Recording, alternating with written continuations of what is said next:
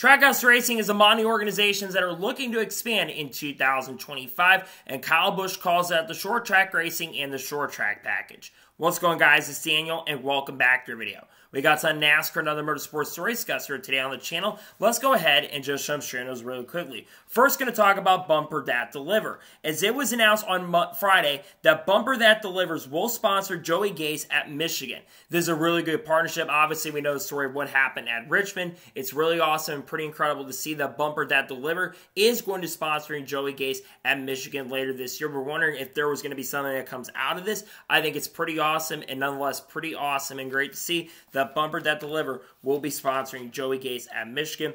Really awesome and exciting stuff overall, to be honest with you.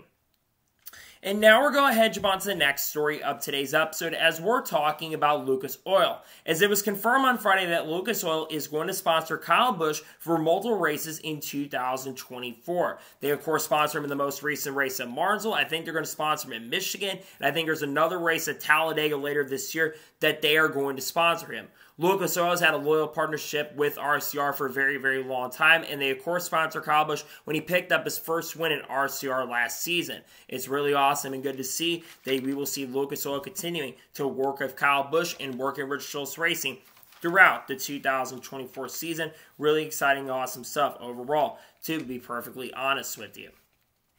And now we're going to head on to the next story of today's episode, as we're talking about the Japanese Grand Prix. Now, before the NASCAR Cup Series race took place in Martinsville, you had the Formula 1 race in Japan, in Suzuka, and for the Japanese Grand Prix. There was a big wreck happen on the first lap between Daniel Ricciardo and Alex Albon. After that, though, Max Verstappen dominated and won the race by 12 seconds and won once again. That is now the third race that Max Verstappen has won so far in 2024, and once again has another big points lead. Unless there's major things that happen, like what happened in Australia, Max Verstappen more than likely is going to win this championship and run away with the title and get it done. Nonetheless, so congratulations to Max Verstappen. He deserves a win. He's been the best F1 driver the last couple of years. Congratulations to him on picking up the win. It's a pretty well-deserved victory, and unless, like I said, congratulations to him on picking up the win and picking up the victory. Really well-deserved, in my opinion. And now we're going to head on to the next story of today's episode, as we're talking about Robert Wickens. Now, if you saw on social media yesterday or a couple days ago, you saw that Robert Wickens was involved in a serious wreck. And unfortunately, there was a lot of concern, and he had to go to the hospital. Luckily, it looks like he's been evaluated from being in the hospital, and it looks like he might be able to go home really, really soon.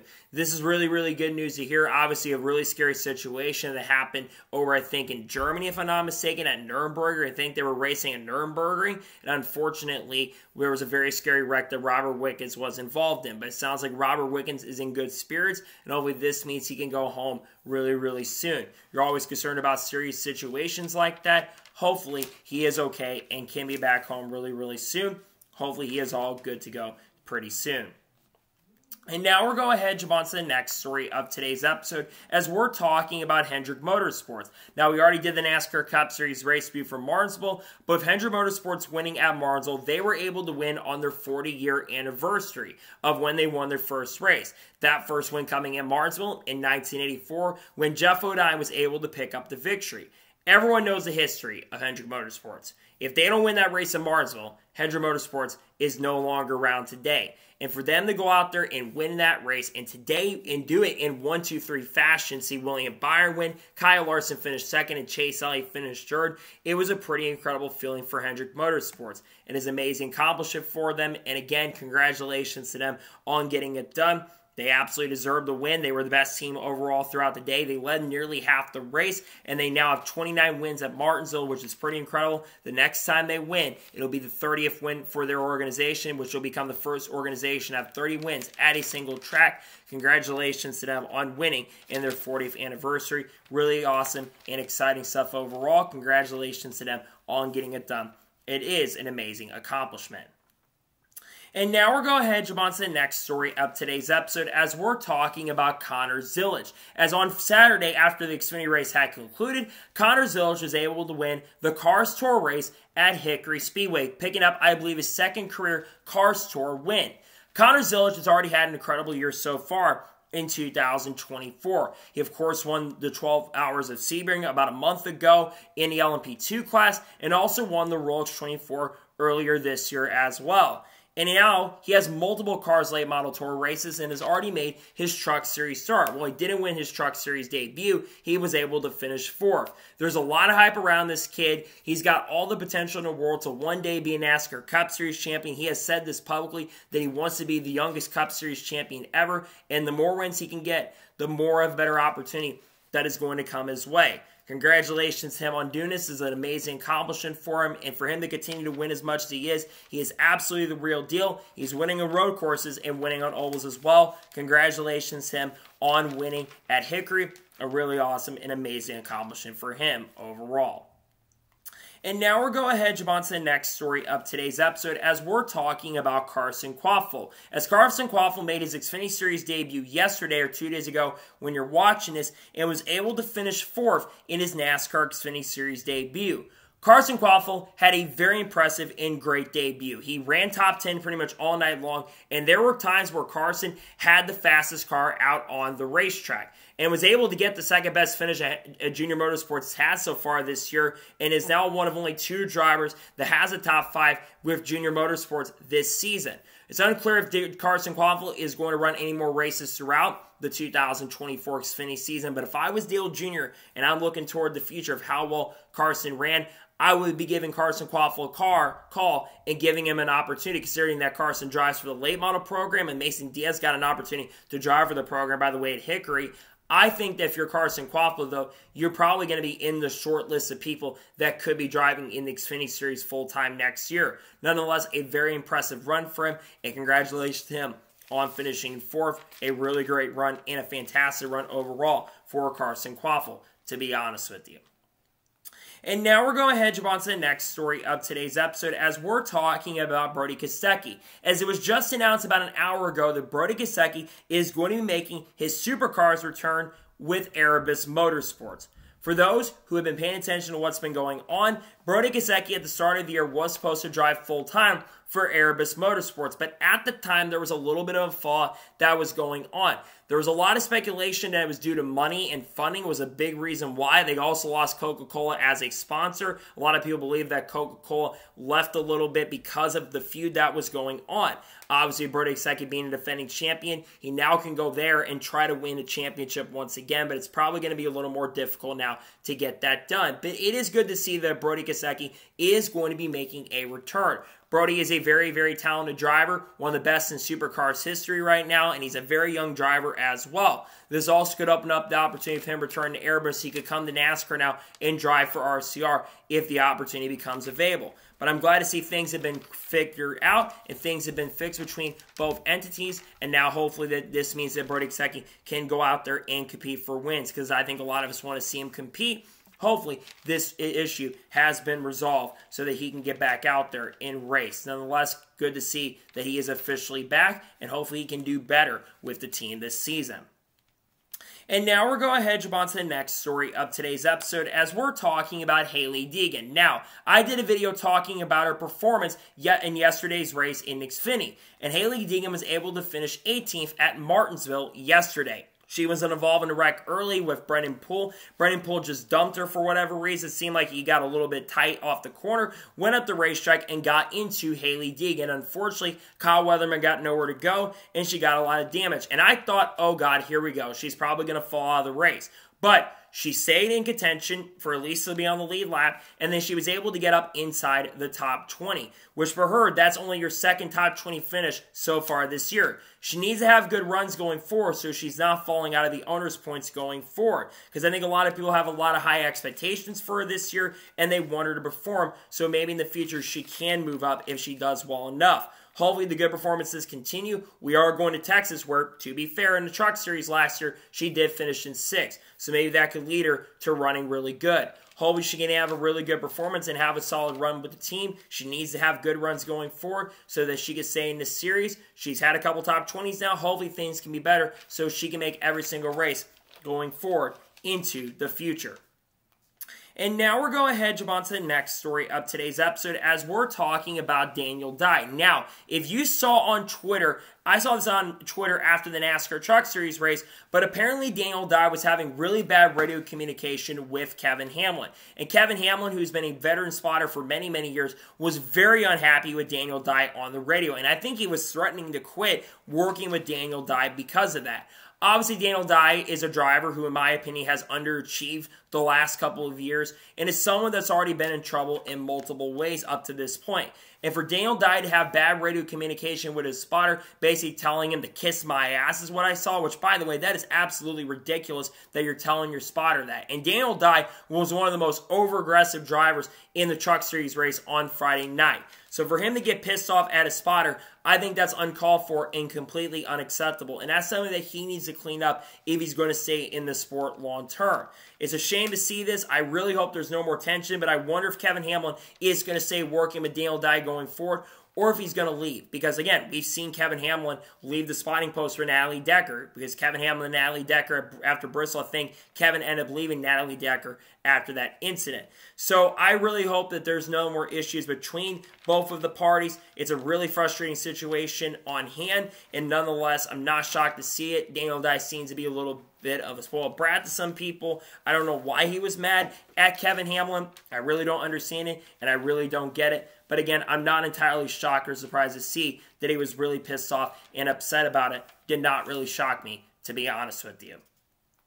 And now we're going ahead, jump on to the next story of today's episode as we're talking about Shane Van Gisbergen. Now, I did a video also talking about Shane Van Gisbergen on the channel a couple days ago. But if you saw, I talked about his performance at Martinsville as Shane Van Gisbergen came out the final corner at Martinsville and finished in 11th. Picking up, I think, maybe his 4th or 5th top 15 finish so far this season and nearly scored his 3rd top 10 this year in Xfinity. Shane Van Gisbergen struggled a little bit early, but as the run progressed and went on, SVG continued to get a lot better. And by the end of the race, he was able to be in position for a top 10. And that last caution does not come out with like 7 or 8 laps to go. Shane Van Gisbergen ends up getting a top 10 finish. But finishing in 11th place, that is still a very solid run. And because of his performance, SVG is now back inside the playoffs. I think it was a good performance for him for his standards. Obviously, he needs to continue to improve because we know that we're going to talk about Trackhouse in a little bit. But we do know that team wants to add SVG full-time in the Cup Series next season. Nonetheless, congratulations on a very solid performance. I think he did a really, really good job with them at Martinsville, and hopefully this means that they can do some better as time progresses and goes on. Again, congratulations on a very solid performance. Hopefully things continue to get better, and hopefully he can run really, really good here in the not-so-distant future. In other races, we're going to Texas, which is going to be very interesting. Hopefully he can run really, really good at that track next weekend.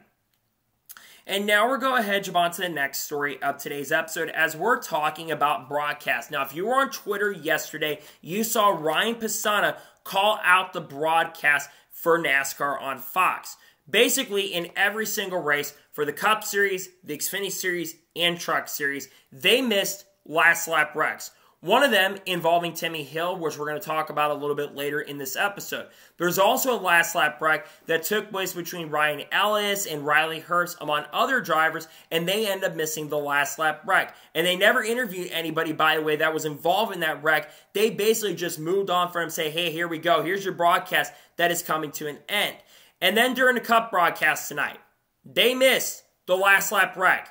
We saw them miss it. It was between Carson and Kaz Grala, and multiple other drivers were involved in the wreck. I have been frustrated with Fox's broadcast for a very, very long time. It's no secret that I've shown my frustration toward these Fox broadcasts. And overall, I think they need to change relatively quickly. And the fact that we're missing so many incidents in the broadcast, because NBC, while they're not perfect, they have been a lot better with their broadcast and not missing stuff. We have missed so many incidents during the Fox Sports era the last few years. And it is such a shame because I think if we weren't missing a lot of these incidents and wrecks that were happening in the race, I do believe that people would rate these broadcasts a lot more highly. But unfortunately, we're not rating them highly because the broadcasts have not been really, really good. And personally, they need to change going forward so they don't get worse going forward. I just think the broadcasts have been bad with Fox recently, and they need to change relatively quickly. Otherwise, things are not going to get better going forward in the future. Hopefully, broadcasts do get fixed here relatively soon, because what I've been seeing recently is completely unacceptable. And now we're going ahead and jump on to the next story of today's episode as we're talking about Rajah Caruth. Now, Seriously Fast Motorsports media owner, I think Tom Luftmoser, was speaking to Jeff Gordon yesterday or a couple nights ago about whether or not Rajah Caruth could potentially go Xfinity Series racing in the next year or so. And Jeff Gordon told Tom that they're keeping an eye on Rajah Caruth, and there is a chance and possibility that Rajah Caruth, if his performance is good enough, that he can move up to the Xfinity Series full-time with Hendrick Motorsports in 2025. Rajah Caruth has been very impressive in the Truck Series so far this year. He has only finished, I believe, once or twice outside the top 10 this season, and has been consistently in the top 10 on a week-by-week basis. You also have to remember that Rajah Caruth did pick up his first career win in race number 3 of the season at Las Vegas Motor Speedway.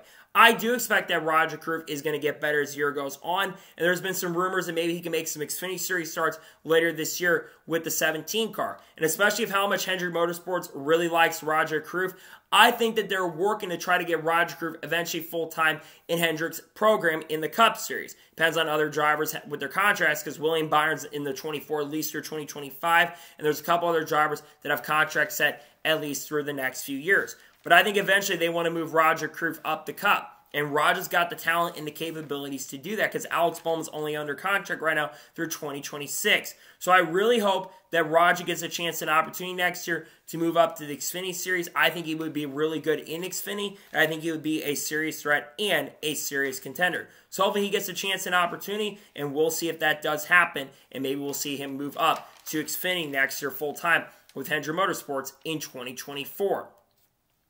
And now we're going ahead and jump on to the next story of today's episode as we're talking about Cam Waters. Now, Cam Waters made his Craftsman Truck Series debut a couple of nights ago at Martinsville, and unfortunately, he had water spouting out of the radio. No pun intended, or the car, or the truck, and unfortunately, his night came to an end early. Now, there was a report that came out by Jamie Howe, and there was a lot of talk and conversations that Cam Waters could return to the Truck Series in May at Kansas. Well, Cam Waters has said that that is not officially done at this point, and it sounds like right now all he knows is that he might be just running the Truck Series race at Martinsville. But he did have a very solid performance going. Obviously, really strong in Supercars, 11 career finishes, 11 wins in the series, and he's done a really good job in Supercars. But we've been seeing a lot of drivers come over from Supercars recently. Brody Ceci made a start or two in the Cup Series, and Shane Van Gisbergen is obviously making the transition away from Supercars in the NASCAR, and the transition overall has been very, very good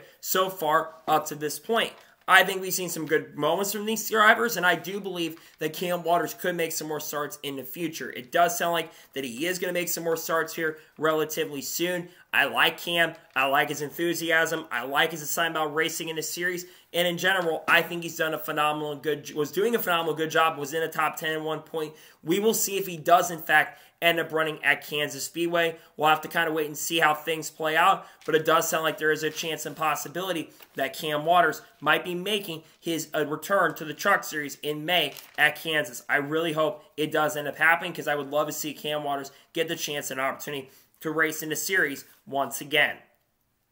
And now we're going ahead and jump on to the next story of today's episode as we're talking about restarts. Now, there has been a big topic and debate and discussion surrounding restarts in the NASCAR Cup Series. Obviously, if you watch a Cup Series race at Richmond last week, Denny Hamlin jumped the final restart and NASCAR admitted it. And there were a lot of drivers who were asked about the restart. Mark Truex Jr. still doesn't understand why Denny Hamlin didn't receive a penalty for that, and also said that it should be black and white. There shouldn't be any gray area when it comes to that. Kyle Larson advocated for maybe a bigger restart box and a restart zone, so these things don't become a bigger issue, if I'm not mistaken, NASCAR did test a larger restart zone last year at a couple of racetracks, and I think it ended up causing some wrecks and incidents, especially Auto Club, and then I think they went to kind of a similar restart zone that we've seen very recently.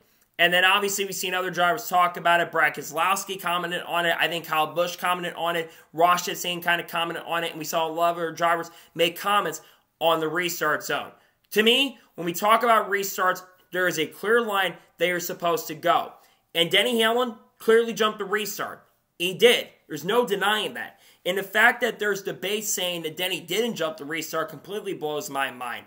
And I think a lot of drivers, and I do agree to an extent that the driver who was the restart leader, he should no doubt have the advantage because the leader is kind of at a disadvantage. But Larry McReynolds brought up a great point on the pre-race show earlier today about, I don't care what lap it is, whether it's lap 10 or lap 310, there should basically be transparency and there should be clarity on how the restart rules work, because a lot of people were really, really confused, especially after Elton Sawyer's comments. We just want transparency and we want consistency.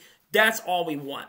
To me, it's a no-brainer. When we get to the restart zone, there should be a set line you go to. If you go before that, you should be penalized and go to the tail end. People were like, oh, Martinsville Jr. went before too. Well, Martinsville Jr. jumped because Denny Hamlin jumped before. So that's why a lot of people were saying that Denny Hamlin jumped, and why Martinsville Jr. wasn't getting scrutiny, because Martinsville Jr., if he doesn't go before the line, basically he's going to get free trained by Larson and Logano. So that's why I think that needs to change, and hopefully there won't be any more issues going forward there with the restart zones. But obviously, there are going to be some people that are going to exploit those restart zones going forward.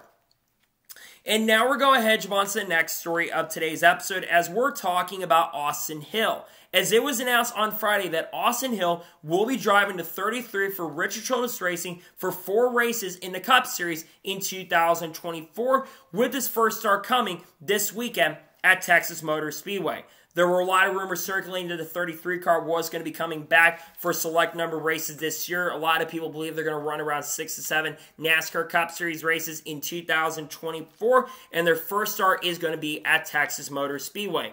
Austin Hill is one of the higher-up drivers at RCR's development group, and he's been really strong in Xfinity so far this year. Outside of having one finish outside the top 10, which unfortunately was that wreck that took place last week at Martinsville, he's been extremely strong so far this year with 6 straight top 10 finishes in a row.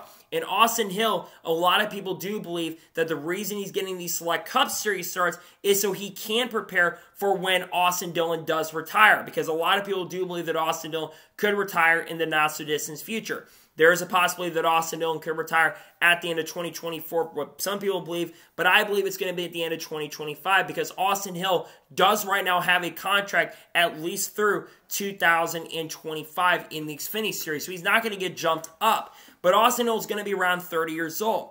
But also having that Cup Series experience, driving the 33 car, I do seriously believe is going to help him in a pretty big way when he does go ahead and race. So again, I think it's exciting to see him get the chance and opportunity to race in the Cup Series once again. Unfortunately, he's going to have Keith Brodin, which is really, really disappointing, because Keith Brodin is sadly not going to get the best out of him when he does get to race. Again, I'm excited for him, though. I do absolutely believe he deserves his opportunity to drive with the Seaman Cup. He's been deserving Cup opportunities. Obviously, the 6'2 car is not available because Anthony Alfredo is driving that car for more races this year. And now we kind of wonder if we're going to see Brody Ceci back in the series, because, again, he just signed that deal with Erebus Racing to get back with them. So hopefully we do get to see him run with the team. But as of right now, the only driver driving for the 33 team at the moment is them, and we wonder what the rest of the schedule is for Austin Hill. Maybe Gateway, perhaps. Maybe he's going to go to Chicago, because I know Brett Griffin was mentioned now in the podcast not too long ago. And by the way, Brett Griffin is going to be a spotter for Austin Hill.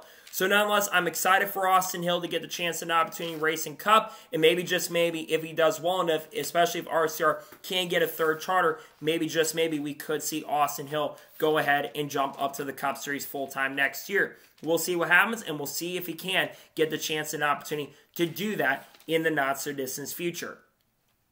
And now we're going ahead, jump on to the next story of today's episode, as we're talking about Timmy Hill versus Stewart-Friesen. Now, if you watch a NASCAR Craftsman Truck Series race on Friday night, you saw what happened between Timmy Hill and Stewart-Friesen. On the last lap of the race, Stewart-Friesen already had a lot of frustration. But in turn number 1, Stewart-Friesen goes in the corner and completely wipes out and dumps Timmy Hill in turn number 1.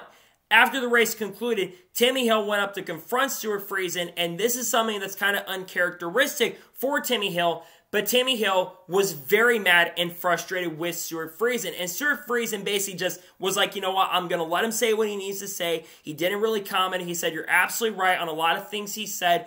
And Timmy Hill went off for a little bit. To me, if you piss off Timmy Hill and he do something wrong and he comes up to you, you know he screwed up. Because like I mentioned a second ago, Timmy Hill is not a guy who generally gets pissed. Timmy Hill, from what I know, is one of the nicest guys that is in the racing garage. And a lot of people do know that if you make Timmy Hill mad, because again, I've been watching NASCAR for a long time, and I know how long I've been watching Timmy Hill race. It's been since like 2010 and 2011, and he's been in the sport for ages.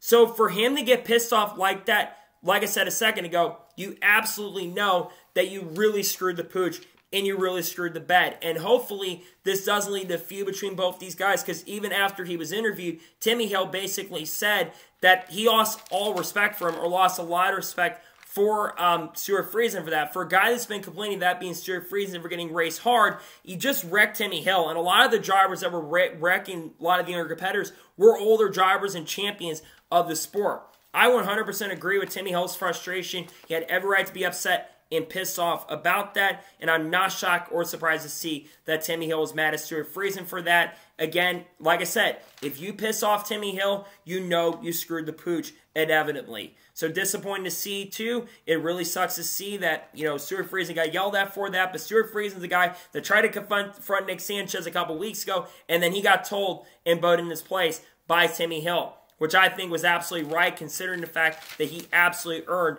getting yelled at, in my personal opinion.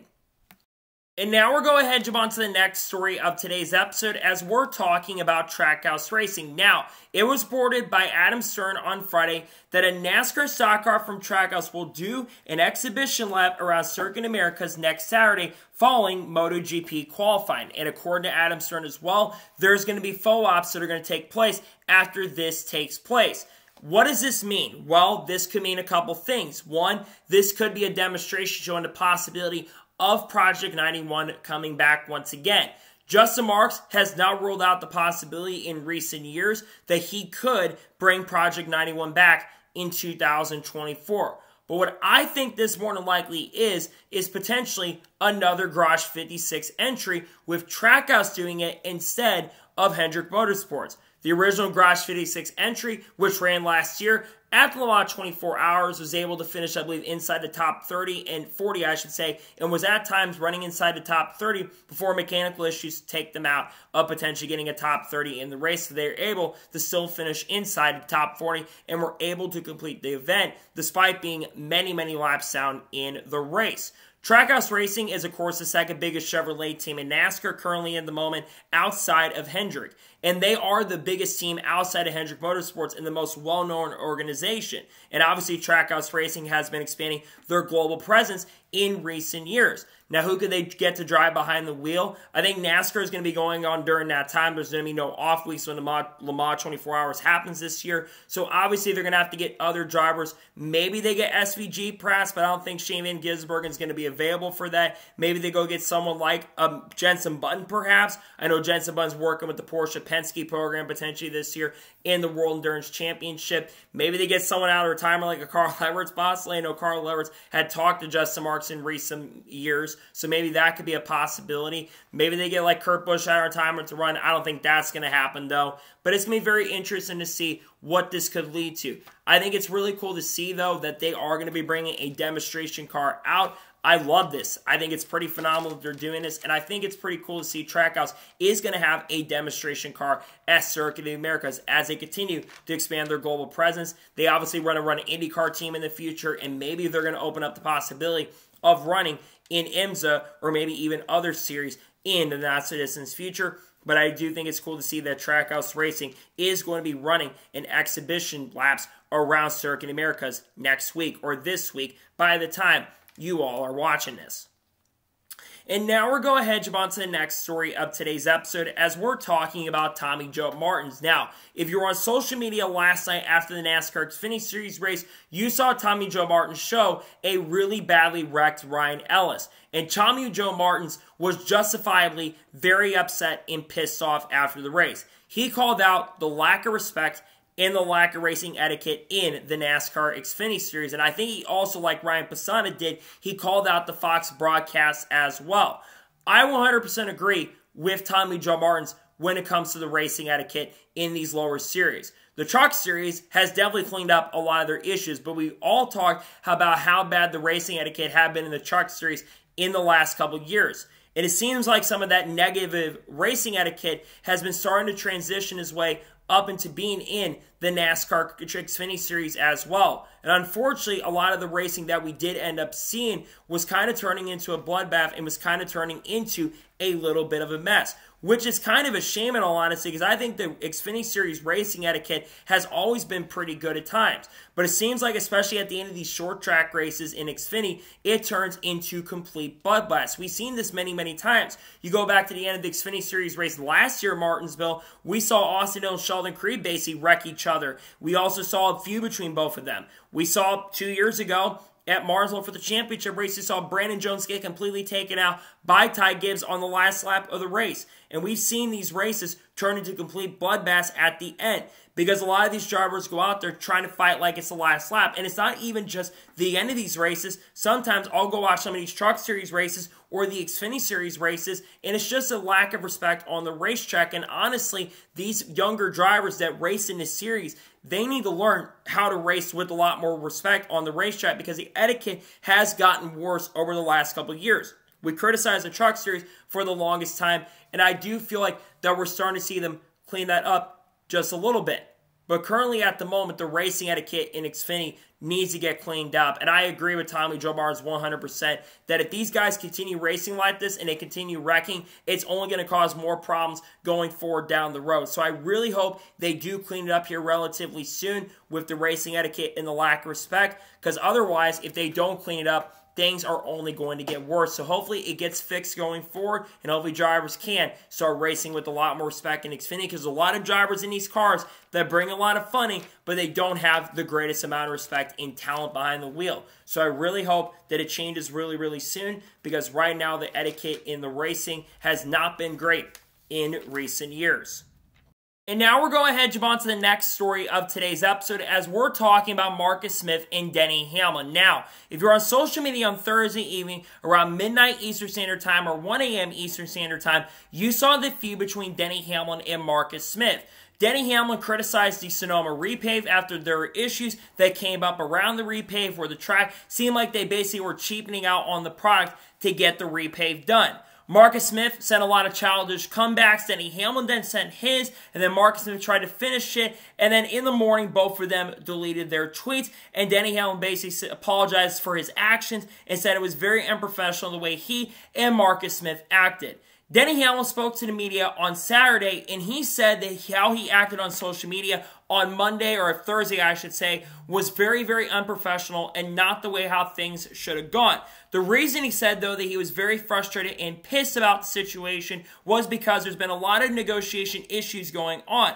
Currently, at the moment, there are charter negotiations going on, and that's the reason that a lot of stuff that's been going on recently has been spilling over. Because according to Jordan Bianchi, who spoke on the teardown earlier this evening, the reason that Denny Hamlin probably was more frustrated is because of how the charter negotiations are going. Because the teams and the drivers are expected to receive a lot more money in this upcoming deal. Because currently the deal stands 65% of the money goes to the tracks, 25% of the money goes to the teams and the drivers, and 10% goes to NASCAR. The teams and the drivers, they're expected to get a bigger piece of that pie, and they're going to get a lot more money. So that's the reason why I think Denny Hamlin's frustration has been going on. And we know that the drivers and the teams have been very frustrated with SMI over the last couple of years. A lot of drivers, I remember back in 2021, were really, really pissed off about the Atlanta repave and reconfiguration, because according to what Jordan Bianchi said on the teardown tonight, apparently, the drivers were not informed that this was going to be going down. Now, obviously, a lot of drivers in NASCAR really enjoy the repave now, and they're really enjoying the racing at the reconfiguration. But they did not enjoy it in the beginning. And the biggest reason that a lot of drivers are mad is because, one, a lot of them love Atlanta. They knew repave was going to be needed, but a lot of drivers were not originally asking for the reconfiguration. We saw Kevin Harvick express frustration about a couple years ago. Denny Hamlin expressed frustration. Kyle Larson was another driver I remember expressing frustration 3 years ago. And there's been a lot of issues with repays, and SMI's had a bad history overall. Denny Hamlin's also said this too during his press conference. We know they've been spending money on certain things like North Wilkesboro, which is like, great, you've been investing and spending a lot more money, but where's the other money that you're getting going? Because it seems like when it comes to infrastructure in the tracks, a lot of the stuff seems to be going and falling behind quite a bit. And that's why I think the frustration has been coming in, because these teams and these drivers, they want to spend a lot more money to grow the sport and get better. Meanwhile, you have SMI, because NASCAR, they've been investing a lot of money on upgrading their facilities and upgrading their racetracks. Daytona and Phoenix, for example, two of the best racetracks out there when it comes to their facilities. And we've seen a lot of these other tracks really starting to show that as well. But a lot of the SMI tracks, well, back in the day, like in 2004, 2005, they were with the times. Now, they are behind the 8-ball and they're behind the curveball, which is why I think the frustration has been settling in. And also you look at the charter negotiations as well. I really hope this gets resolved really, really soon. I hope there's no more tension going forward. And I really hope these charter negotiations get done soon so we don't see any more beef and any tension between Denny Hamlin and Marcus Smith going forward. And now we're going to jump on to the next story of today's episode as we're talking about the Nashville Fairgrounds. Now, it was reported by Adam Stern earlier this evening that Nashville Fairgrounds plans to bring NASCAR back to the Nashville Fairgrounds and the Nashville area are not dead yet. Obviously, there's a new mayor in Nashville currently at the moment. I think Francis O'Connor has taken over the mayorship role over John Cooper over the last couple months when the election happened last year. And now you have a new mayor, Francis O'Connor. And when John Cooper, unfortunately, was no longer the mayor, a lot of people were very, very worried that the Nashville Fairgrounds was going to go away. But like I said, it doesn't sound like that is going to be the case at this particular moment. Obviously, SMI and Bristol Motor Speedway and Jerry Caldwell and the people over Bristol Motor Speedway and SMI have been really pushing to bring the Nashville Fairgrounds back. According to the approval process, they want a 30-year deal where basically every other year a NASCAR Cup Series race takes place at the racetrack. The last time a Top 3 Series event took place at the Nashville Fairgrounds was all the way back in 2000 when the Craftsman Truck Series, and I also believe maybe even the XFINITY Series as well, took place during that season. We know that Dale Jr. has been pushing to bring the Nashville Fairgrounds back. And we obviously know there's been a lot of opposition, but the Nashville Fairgrounds have been around for 120 plus years. And I see a lot of people that are basically that live in Nashville who don't like racing in general. They're not a big fan of the Nashville Fairgrounds. Well, guess what? The Nashville Fairgrounds have been around for over 120 years. And I don't really care if you're offended by the track or not. That track absolutely deserves to come back, and the racing deserves to go back there. Obviously, there's a lot of things that do need to be worked on. Parking is one thing, but from what we've seen from the renovation plans, among other things, they've got plans to work toward this to make sure everything is set up. Obviously, a lot of fans are frustrated with the short track racing, which we'll get into a little bit, but if they keep delaying this, and they don't get it done instantly, they can try to work on the short track product, because it's no secret that the short track racing currently at the moment in NASCAR has not been very, very good, at least on the Cup side of things. Even though the Xfinity Series and Truck Series always puts on an amazing and a really, really great racing product. But going back to this, when do I think the Fairgrounds is going to be done?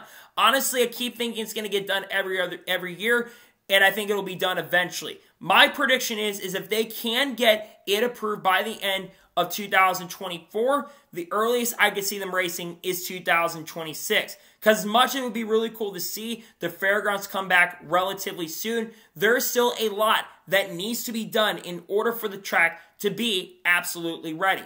The earliest I would see them going back is 2026 to race in there, and it might be even a little bit longer. The plan is to have around 35,000 seats. I think the Fairgrounds currently host around 15 to 20,000, so they would have more people that are showing up to the track with the new renovations. And I think that it would be huge for the city, because we also know that the people that live in Nashville are all not expected to pay anything for it. So they're not going to have to really pay anything for it, which I think that is a massive positive overall for the city if they're not going to have to pay anything for it. Because obviously this is like a project for Nashville, and they want to bring this racetrack back on the NASCAR schedule. And I really hope it does come back, because you obviously got to push for other tracks come on, like Long Beach, among other things. But I think if the Nashville Fairgrounds can make a comeback in general, I think it could bring a lot of success to the table. So we'll see what happens in regards to that, and if the Nashville Fairgrounds do make a comeback soon, but they are working toward making a comeback here in the not-so-distant future.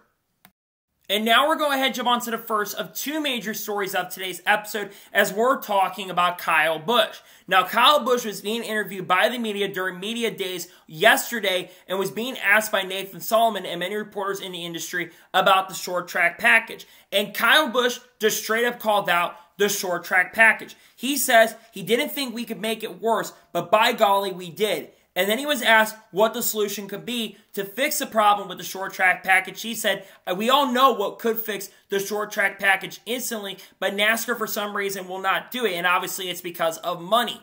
Obviously we all know that the short track package has not been very good in the last couple of years since the next gen car came around. And unfortunately, Kyle Busch is pretty much on point when it comes to the racing product that we've seen. Look at the most recent race at Martinsville. A lot of people were really pissed off after the race earlier today, and it is completely justified. There was no tire fall off today, not really whatsoever. There was like 1 second of tire fall off over 100 to 115 lap run. And to me, that's not a lot of fall off. But the other thing is, you can't pass with this car on short tracks, especially at Martinsville. And it's not like there wasn't rubber being laid down, because during the Cup Series race today, there was a lot of rubber that was in fact being laid down. But you need more rubber that's going to... You can have all the rubber laid down all you want to. The tire fall-off needs to be there. If the tires fell off like they did at Bristol Motor Speedway, I do think the racing would be a lot better in Martinsville. It drives me crazy watching race in Martinsville. A track that personally, in my opinion, and we saw in the Xfinity Series race, a race in Xfinity that was great. It's really frustrating to see that the next-gen car continues to flounder and continues to struggle on short tracks. Because I think the racing in the intermediate tracks for the next-gen car is absolutely incredible and amazing. What could one of the solutions be? One of the solutions is obviously get rid of shifting. They were supposed to test getting rid of shifting at Phoenix in December. They completely scrapped that. And they were supposed to test getting rid of it, and they never got rid of it. They just tested a bunch of aero things. You can only do so many component changes to the aero of this car before you run out of opportunities. So shifting is one of the things that absolutely needs to get rid of. I do not know why they were shifting in Martinsville. We never did that before in the Gen 6 era. We never did it with the Gen 5, the car tomorrow, and we never did it with the Gen 4 car. So why are we shifting at Martinsville? That does not make sense to me. The other thing is increasing horsepower. I don't know how many times I'm going to come and say this on this channel, but they need to add horsepower immediately. That is going to be one of the things that fixes this issue. Adding a little bit of horsepower going up to 750, 800, while 750 might not make a huge difference, it might make a little bit of a difference. But going up to 900 to 950 horsepower, maybe even to 1,000 horsepower, I truly do believe that it is going to make a massive and huge difference on the short tracks. And the fact that NASCAR, we all know the teams want it. We know that the three major engine builders from Chevy, Toyota, and Ford, they're all for it. We all know that the team owners, a lot of them want it, even unless you're Chris Rice, who for whatever reason thinks that parity is going to go away. But I think one of the biggest reasons why they won't do it is because of parity. Guess what? As much as we love parity and seeing a lot of cars compete for the win, so far this year, Joe Gibbs Racing and Hendrick Motorsports have won all but one race so far this year. So parity, while yes, it's there in the field is closer, there's only two organizations, well, technically three if you count Trackhouse. There's really only two organizations that have gone out there and won Cup Series races this year. And if you have less parity, you're probably going to have better racing, unfortunately. So that's one thing that needs to change. 3, bring the tires that we had at Bristol to Martinsville and the short tracks going forward. That race at Bristol was absolutely phenomenal and one of the best races I've seen at Bristol Motor Speedway ever. I would say probably the best Bristol race I probably have ever watched in the Cup Series and one of the greatest races I've ever seen. It was incredible tire fall-off. You need to find a way for these tires to fall out a lot more because Gray Starker said they weren't expecting them to fall off like they did. Again, you can have as much rubber on the track as you want to. You can have good racing, but you absolutely need this short track package to be fixed because they're trying to bring Auto Club back as a half-mile short track, and it feel like that the racing is not getting any better. The fact that a car with 2 tires who had 80-lap right-side tires can hold on, and left-side tires, I should say, can hold on and stay in the race lead for as long as Joey Logano did with a car that wasn't as good as drivers like Bubba Wallace and Denny Hamlin and Chase Elliott and Kyle Larson, to me, that is completely unacceptable. And it needs to change very, very soon. Otherwise, all the short tracks are going to go away. And Martinsville does not deserve the treatment that it's gotten. It's a shame. I love these short tracks. I love short track racing in general. And this needs to be changed really, really quickly. Otherwise, I'm going to quit watching short track racing probably. I'm getting tired because Martinsville has become unwatchable. And it's a shame. The last couple races haven't been good. It needs to be changed soon because otherwise people are going to tune out of these races. And it really stinks and really, really sucks, in my honest opinion. And now we're going ahead and jump on to the final major story of today's episode as we're talking about Trackhouse Racing. Now, we've talked about Junior Motorsports potentially being one of the teams that could buy Stewart-Haas Racing's charters. But they're not the only organization that's been looking to try to buy one of Stewart-Haas Racing's charters. A lot of the expectation in the garage and in the industry is that Stewart-Haas Racing is going to sell one of their charters at the end, or even two of their charters at the end of the 2024 season. And there are 4 organizations that are in the running for those charters. Obviously, I mentioned Junior Motorsports. They're one of the teams that's in the running. The second organization is 2311 Racing. 2311 Racing currently has 2 cars with Bubba Wallace and Tyler Reddick, and they want to expand to a 3rd full-time entry. The next team, which was a big shock and surprise, was Legacy Motor Club. They've got 2 full-time cars. They have a 3rd car that Jimmy Johnson will be running this week in a Texas Motor Speedway, and maybe in the future, Corey Heim can drive. Maybe something like a Carl Leverts perhaps could get a chance and opportunity to get behind the wheel.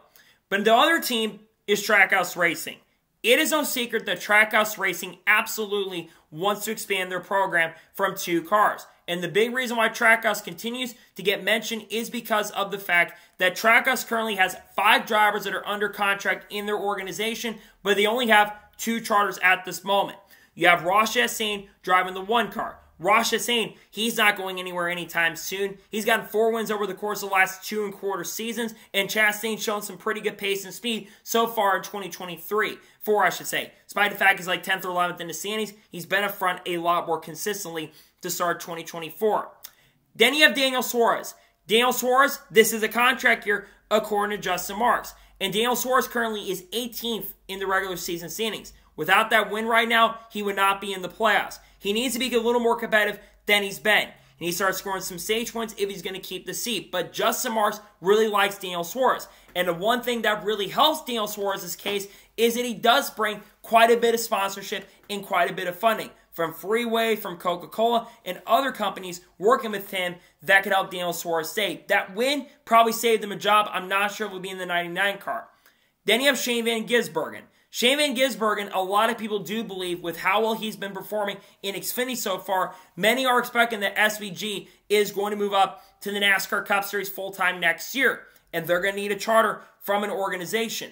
Some have linked Colleague Racing because Colleague Racing is an organization and team that has been floundering and struggling throughout the 2024 season. And they haven't had the overall pace and speed to be up front consistently. And we've seen a lot of funded drivers go in. Shane Van Gisbergen, we've seen Ty Dillon, AJ Allmendinger, Josh Williams. We all thought maybe Matt DiBenedetto was going to be one of those drivers. But we know that that car could get sold and that charter could be sold at the end of the year.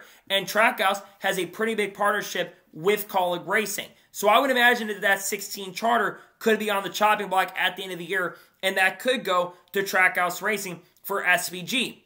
Shane Van Gisbergen has finished all but 2 races so far this year inside the top 20. And one of those finishes outside the top 20, let's be honest, he should have finished second. The other one was an engine failure. The other 7 races he's ran so far, he's finished inside the top 15. He's been extremely consistent so far. And I think if SVG continues to get better, which I certainly do believe and expect that Shane Van Gisbergen is going to get better, I think he will get promoted to Cup full-time next year. And I think he could take the 99, but I think he could take a 3rd charter. You then, of course, have Zane Smith. Zane Smith is under contract with Trackhouse Racing currently at this moment, but also he could find a way to still be with Spire next year, or that 71 car could go into Trackhouse. We know that Justin Marks wants to bring Zane Smith full-time into Trackhouse in 2024. So that is a pretty big possibility as well, that could end up taking place where Zane Smith goes full-time. And then you have Conor Zillich. Conor Zillich has been killing it so far this year. Won the Sebring 12 Hours, won a Rolex 24 in the LMP2 class, and also has won multiple late model races and nearly won in his NASCAR Truck Series debut, finishing 4th. But obviously, not many people are expecting him to move up to Cup full-time next year. Some are expecting he'll probably be in Xfinity, but we know that Conor wants to become the youngest Cup Series champion ever. When you're Trackhouse Racing, you really have a lot of limited options at this point. You have some options. There's only 2 charters that I think they're going to potentially get. Obviously, the Stewart-Haas Racing charter. Again, like I mentioned earlier, Stewart-Haas Racing is expected to downsize potentially from 4 cars all the way down to 3 or 2 cars. And many people do believe, because they're probably going to lose their Tier 1 partnership, but a lot of people also do expect, and they do believe, that SHR is going to leave Ford at the end of this year, and some are speculating, like myself, have been speculating that they might go over to Chevy next year, or maybe they're going to partner up with Honda when they do come in the next years, because many are expecting the Honda is going to make the jump into the Cup Series in the next couple of years, maybe as early as 2026, but for them to get approved, they have to have the bodies approved by September 1st of this year. Obviously, there's a lot of things that need to be in works. If you want my prediction, I think Trackhouse Racing will in fact expand in 2024, I should say, and I think that they are going to be more than likely a 4-car organization in the Cup Series. I think Ross Chastain is going to stay into 1. As much as Daniel Suarez has been struggling a little bit the last couple of years, Daniel Suarez has funding, and I think he's going to stay in the 99 car next year in 2025. That win probably kept him and saved his career from, unfortunately, going up in smoke. I think Shane Van Gisbergen is going to go to the number 97. I think they're going to take the charter from Kaulig Racing.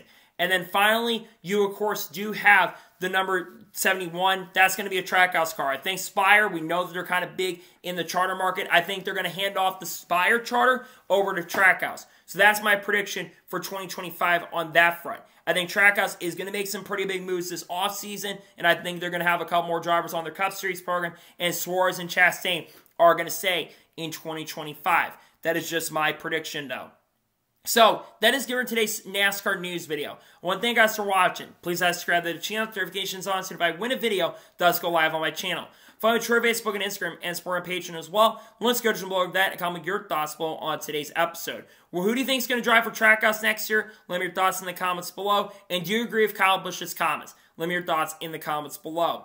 There won't be any more videos more than likely dropping today unless something major breaks. Then tomorrow on the channel, we're going to have the entry list video for the Cup Series race at Texas. We're also going to have the NASCAR Truck Series race picks for Texas. And then on Wednesday, we'll have a NASCAR news video along with the Xfinity Series race picks for Texas. So anyways, like I said, I want to thank you guys for watching today's episode. And I'll see you guys next time for more great awesome NASCAR content and other motorsports content on the channel like this. Take care, everybody.